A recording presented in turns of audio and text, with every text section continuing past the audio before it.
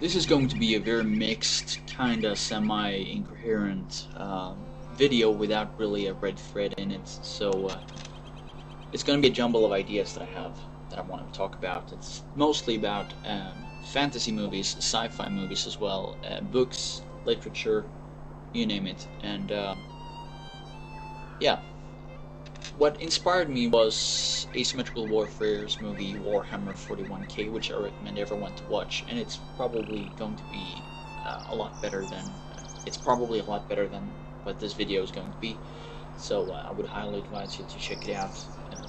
I don't know why, I just keep returning to this video and watching it. There's something there that resonates with me, with ideas that I have. Anyway, I want to talk a little bit about Lord of the Rings to begin with.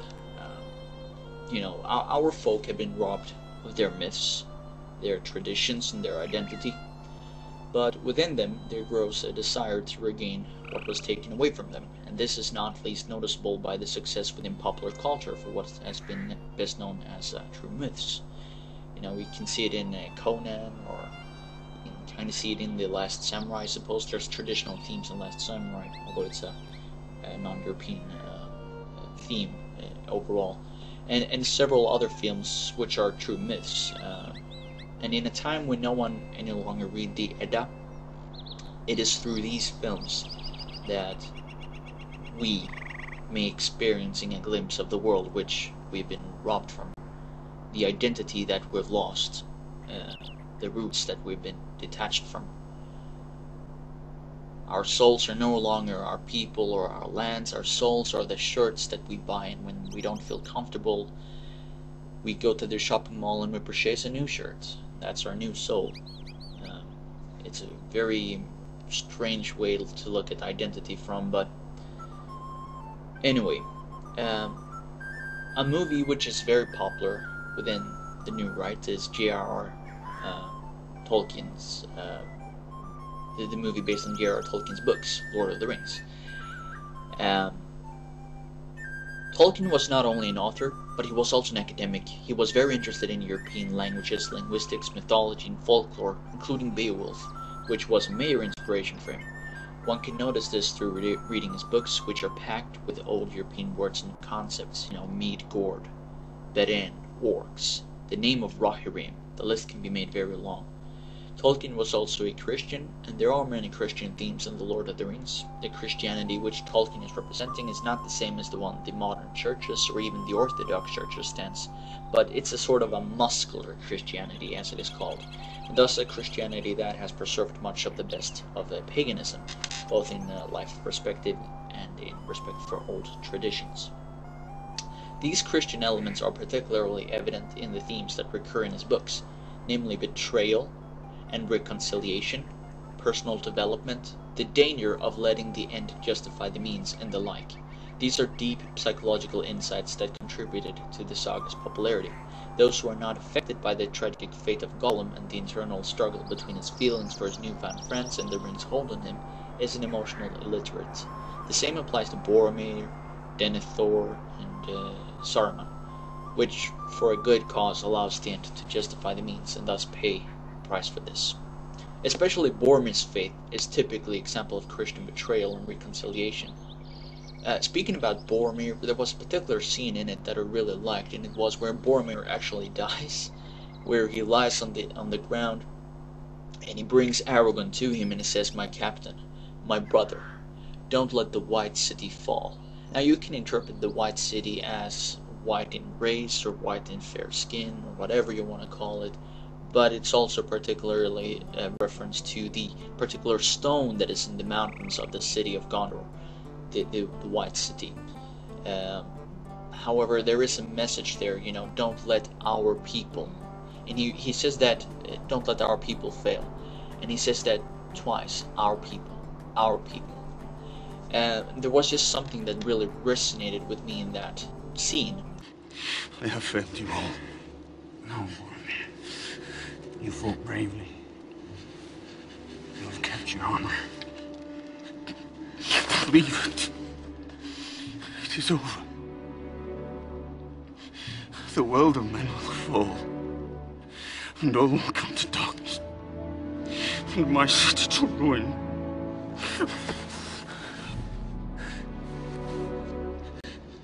I do not know what strength is in my blood, but I swear to you, I will not let the White City fall,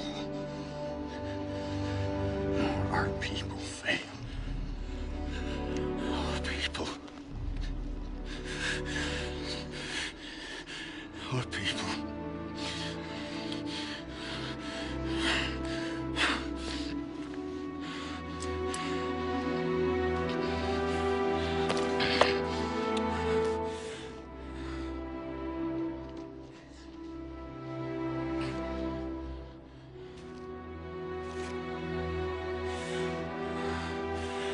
I would have followed you, my brother. My captain. My king. Now the Hobbit's development of being pipe-smoking big children to prominent warriors, or Theoden's liberation from Grima Wormtongue, and the ride against an epic and heroic death and the rescue of Gondor, the arrival on the mountain hill of the Rohirrims, the ethnic brothers of the Sons of Gondor, the allies in the rescue party against the barbaric hordes of Easterlings, Uruk-hais, and Orcs, to protect their shared bloodline, values and traditions, landsfolk and identity, is also something which readers can identify with in decades.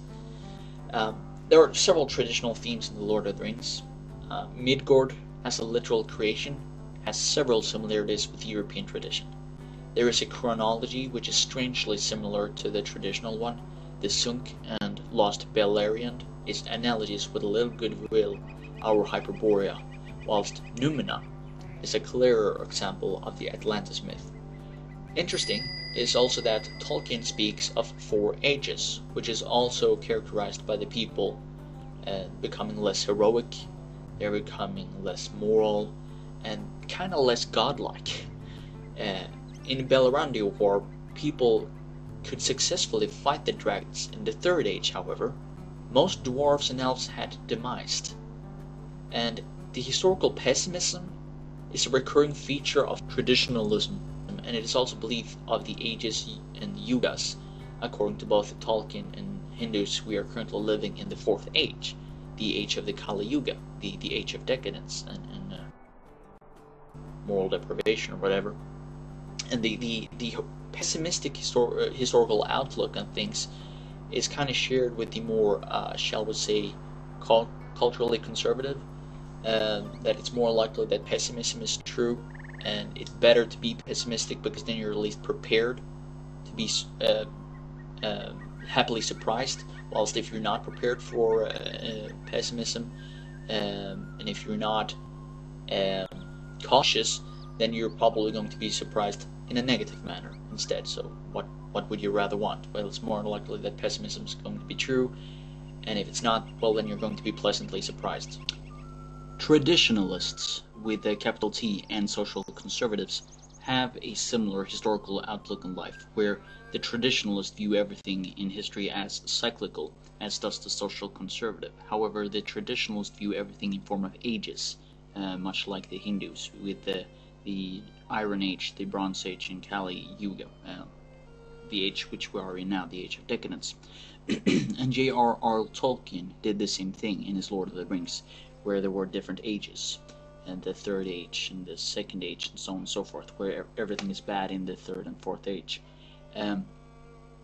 Social conservatives, as they view everything as being cyclical, know that things will get worse and worse and worse, so they want to be the brake on history. They know they want to slow down the process as much as possible, because they want to maintain as much of the good life as possible, so they want to break down the ever slowly progression towards degeneration and destruction and misery, if you can call it progression, but historical progression, not necessarily quality progression. So the social conservatives and the traditionalists and J.R.R. Tolkien and his Lord of the Rings have a pessimistic outlook on life, where everything will get worse and worse and worse, and oftentimes there's, as I mentioned, or will mention, a final battle, and everything will eventually become good again. as history is cyclical and everything works in ages. So there will be a golden age. And one examples of these are, for example, the Nazi mythology, the Thousand-Year-Old Reich, where you have a good society after the generation of the chaos. So some examples of this negative, pessimistic outlook on life is viewed or can be seen in these scenes here.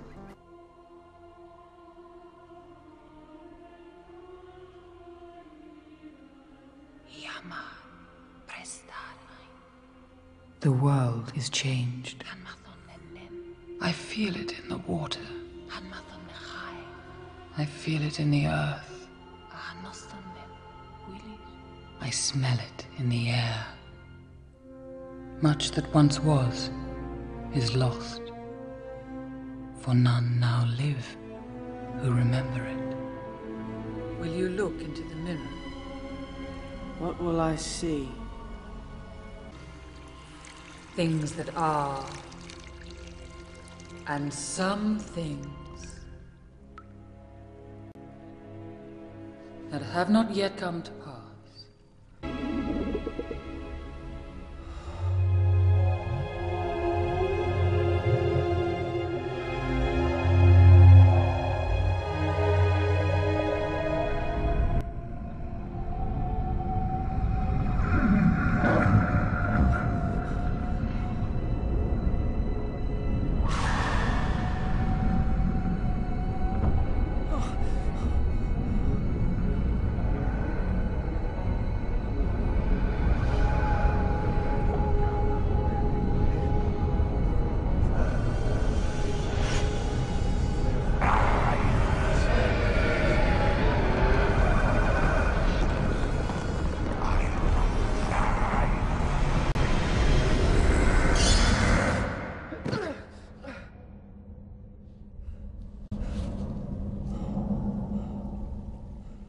I know what it is you saw,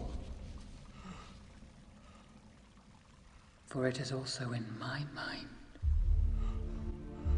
It is what will come to pass if you should fail. The fellowship is breaking. It has already begun.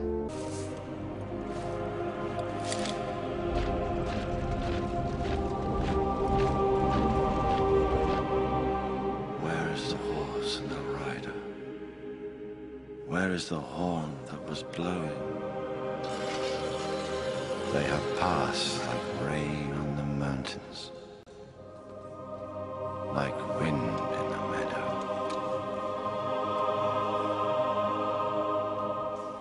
The days have gone down in the west, behind the hills, into shadow.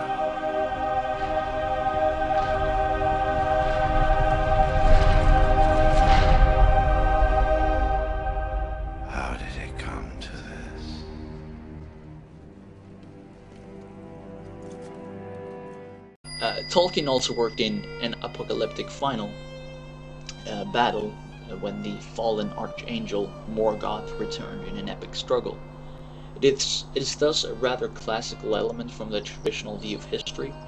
It always becomes worse and worse and worse and worse and chaotic until there is a massive battle between good and evil, and the world is born again. Both Kali Yuga and the Scandinavian or Asatru Ragnarök comes to mind. Tolkien also worked in what is called, and this is kind of cool, a sacred geography. And this is a world and a worldview where all the directions of the world, you have north, south, west, and east, as well as old places, particular ruins, particular mound, whatever, forest, all are filled with meaning. Some places are evil, as Autumno and Mordor, and other places are idyllic, the Shire. As in so many other respects, Tolkien was reverting to a very old and now unfashionable set of ideas and values, and one of them with respect to language was that there is some sort of meaningful connection between a thing or a place and its name, that the connection isn't completely arbitrary. Not only did Tolkien appropriate real places for their names, he formed stories around these names.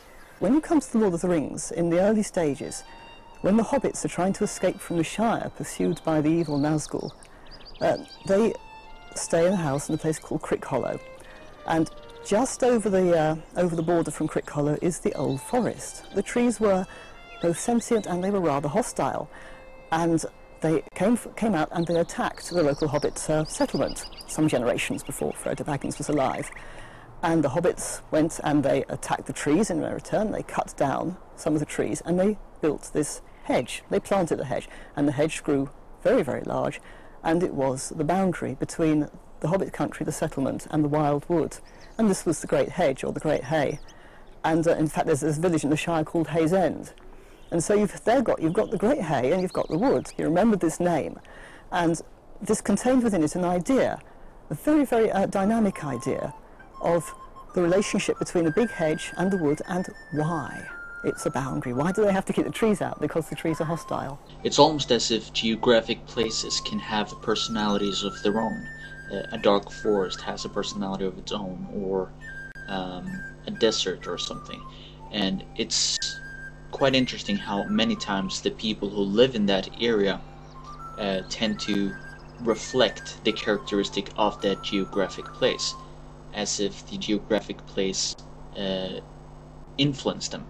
And this is where we're starting to see a sort of an evolutionary perspective on it, where if people live in a particular area, and a particular area is different from other areas in personality or traits, the people tend to take on the characteristics of that place.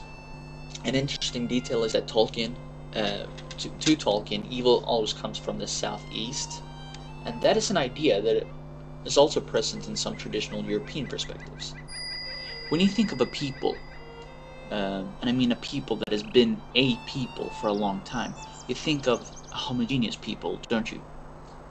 And this makes sense because if they haven't been a people for a long time, they would be multiracial, because if a people stay a people for a very long time, they tend to interbreed and they tend to eventually homogenize and become one people in trait and customs and traditions.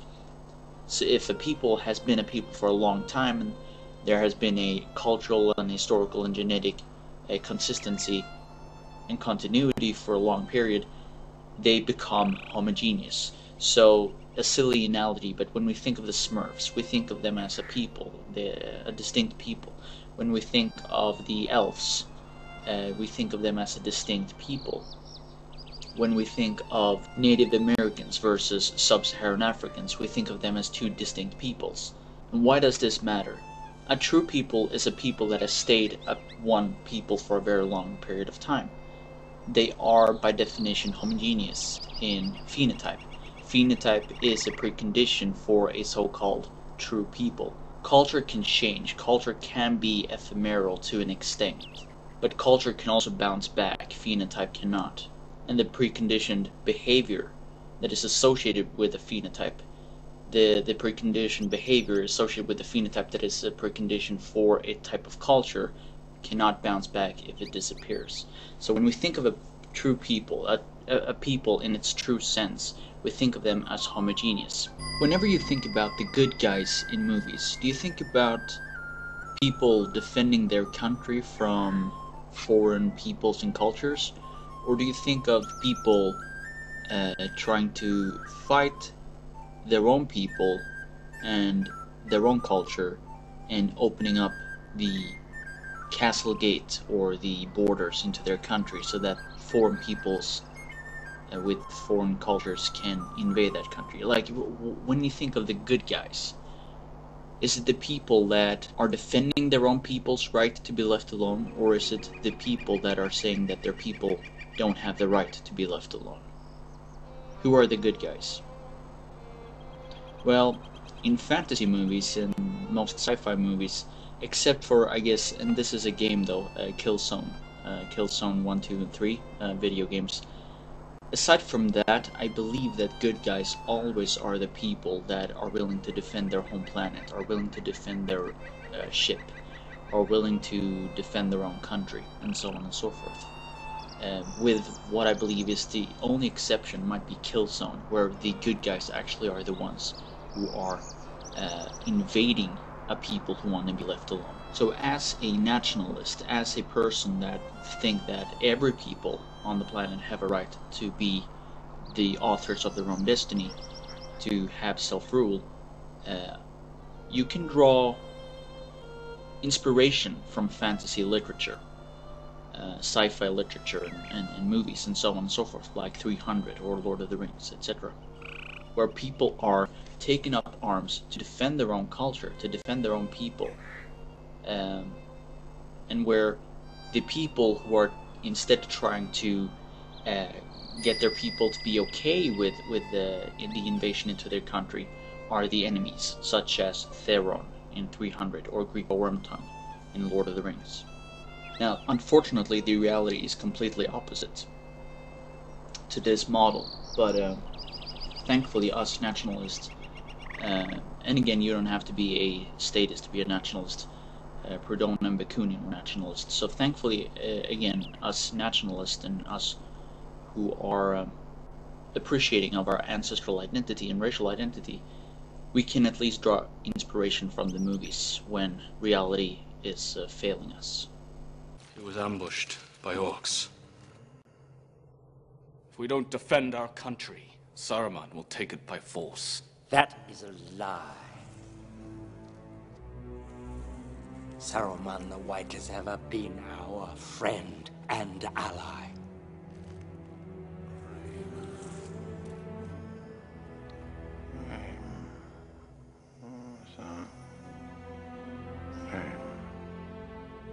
Orcs are roaming freely across our lands.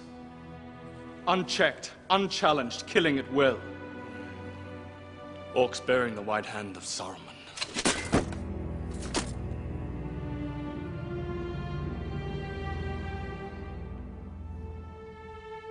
Why do you lay these troubles on an already troubled mind?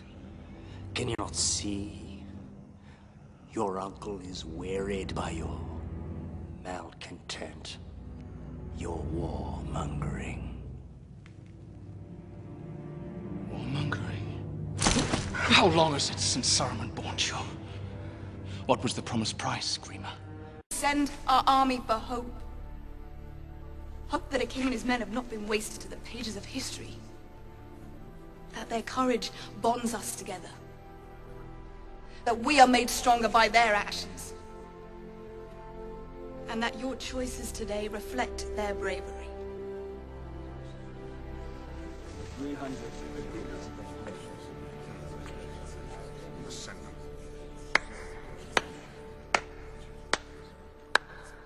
Moving. Eloquent. Passionate. But it doesn't change the fact that your husband has brought war upon us. You are wrong. Xerxes brought it forth, and before that his father Darius at Marathon. The Persians will not stop until the only shelter we will find is rubble and chaos. This chamber needs no history lesson, my queen. Then what is the lesson you would like to leave? Should I begin to enumerate all of them? Honor, duty, glory. You speak of honor, duty, and glory. What of adultery? How dare you? How dare I? Watch her carefully. She is a trickster in true form. Do not play with the members of this sacred chamber, my queen. Just hours ago, you offered yourself to me. Words escape even the most cunning tongue. My little whore queen.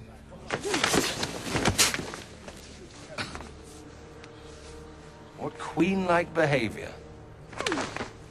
Remove her from this chamber before she infects us further with her inglorious and shabby self.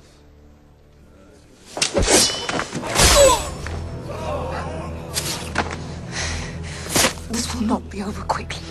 You will not enjoy this. I am not your queen.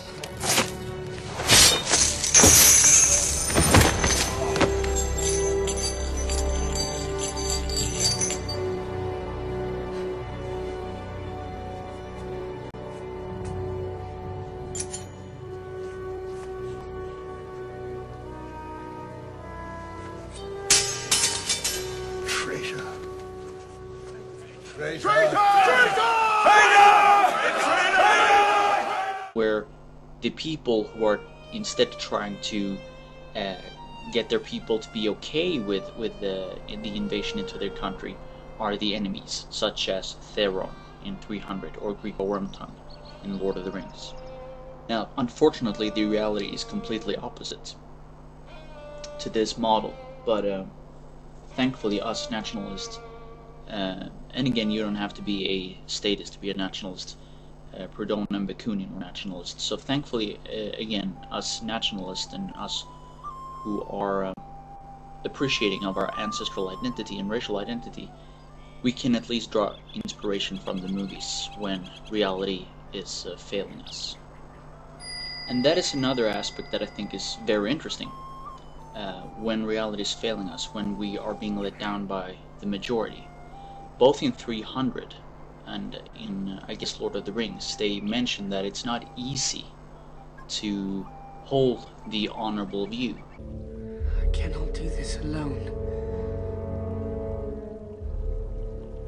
You are a ring bearer, Frodo. To bear a ring of power is to be alone. This is Nennu, the ring of adamant, and I am its keeper. This task was appointed to you, and if you do not find a way, no one will. Then I know what I must do. It's just... I'm afraid to do it. Even the smallest person can change the course of the future. It isn't wise to stand against me, Leonidas. Imagine what horrible fate awaits my enemies when I would gladly kill any of my own men for victory. And I would die for any one of mine. The world will know that free men stood against a tyrant, that few stood against many. I can't do this, Sam. I know. It's all wrong.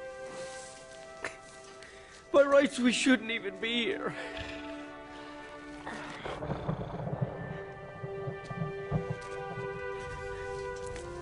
But we are.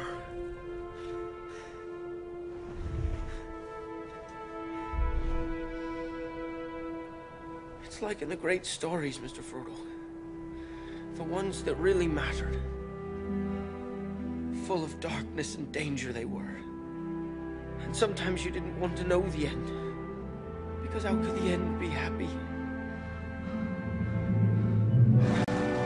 How could the world go back to the way it was when so much bad had happened?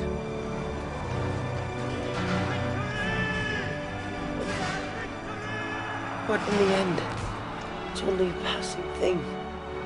This shadow. Even darkness must pass.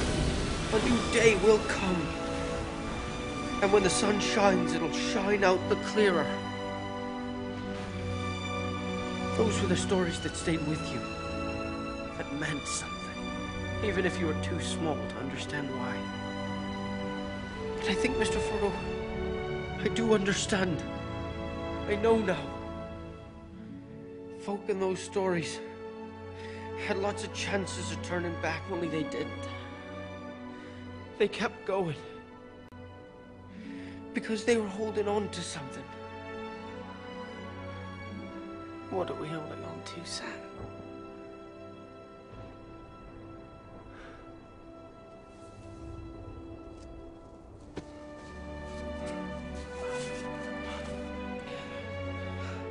There's some good in this world, Mr. Frodo. And it's worth fighting for.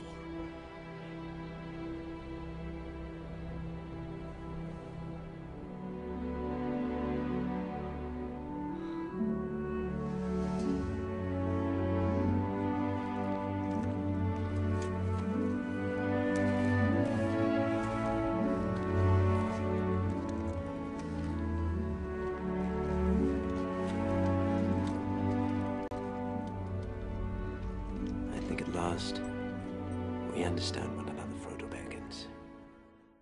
It is a tough road to take, and it might be tough to be a numerical minority.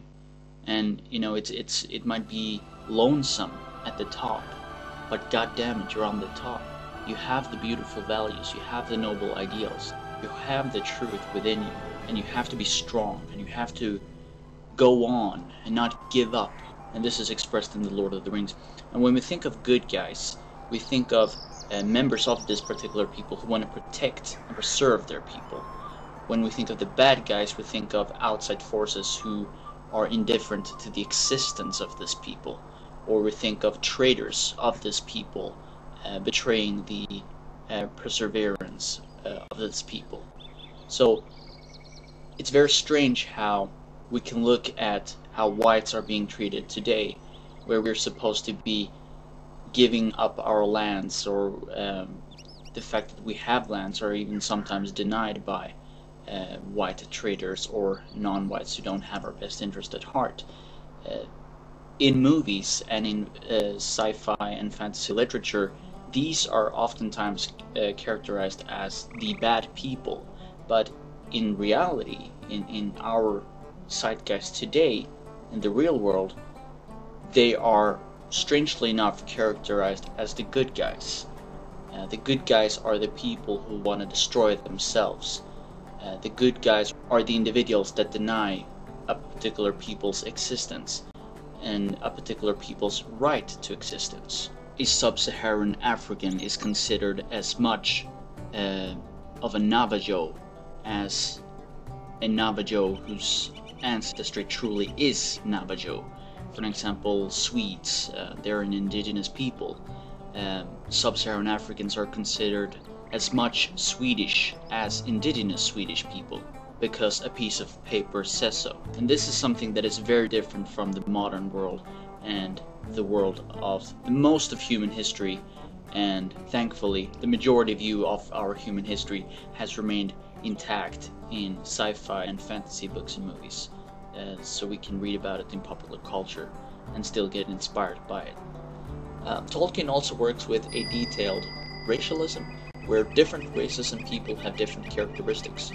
We have different branches of the powerful elves, the Lothlorians, the Rivendales, and so on and so forth, different branches.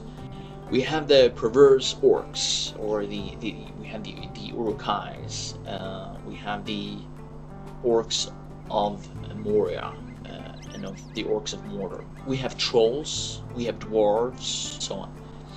And even among the humans, we can notice, thanks to Evola, that some people have taken and born into the world of the Northern Light and has gained a spiritual chrism, while others have lived in the dark and therefore are inclined to serve the dark. You know, in the North, the true religious traditions, Hyperboreanism, and they have been influenced by the elves both genetically and culturally. In the South, they've been infected by Sauron instead.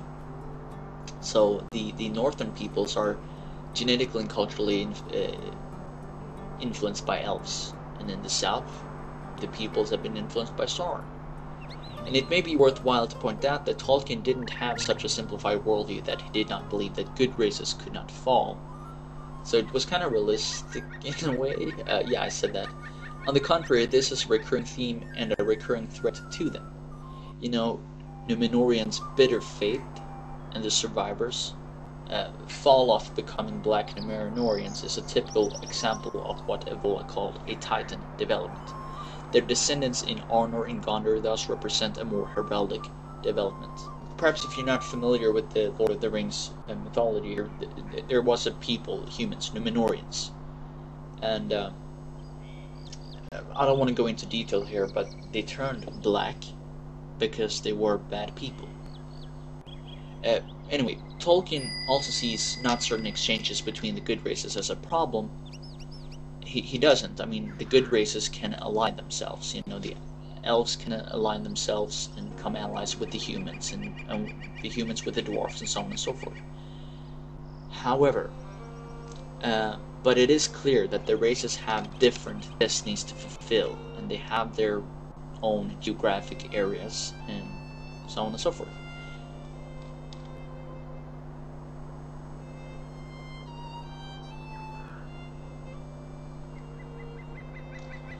And the reason why I like Lord of the Rings is that at the time when the people of Europe are deprived of their identity and their memories and history, I mean, even when it comes to Asatru, I mean, there's blacks claiming that they have a right to our native religion, Asatru, which is Asatru, if you don't understand it, is, and I guess first of all I should say that whites are indigenous people too. People don't think of whites as indigenous people. We have walked and roamed around these lands longer than the so-called Native Americans have roamed America. Our tribes fought, died, and lived here. They sweat, they had families, they laughed, they fought off invasions, they defended their place, their history, the culture, and they tried to make the best of what was here in Europe, and they tried to make their descendants having a good quality of life. So we are indigenous people to these lands, and we have roamed these lands for tens and thousands of years. And Asatru was one of our religions, it was one of our beliefs. And today, when we're not allowed to have anything, you know, you can look at black state, you have black entertainment television, they have black radios, they have black magazine, Miss Black Award, National Organization of Black Dentists, National Organization of Black Lawyers, so on and so forth. They have the right to have like a social cohesion, while whites are not. As soon as, I mean, even if whites unconsciously, just by mere circumstances and chances, turn out to create a very homogeneous city, not by conscious actions and thoughts like the black organizations that I mentioned, but just by pure chance, that city is called too white, and they have to experience forced integration and assimilation. And we're not allowed to have social cohesion. When we have social cohesion, that is bad. If we have an ancestral identity and a racial identity, that is bad, but it's good for everyone else. And this is true even for Asatru, like our native religions. There are blacks trying to claim that they have sort of an equal right to our Asatru, the beliefs of our ancestors. In the same way, it would be absurd for whites to claim that they have the right, as much right to claim Zulu heritage, and claim that they have a right to the religions of Zulu and the culture of Zulus.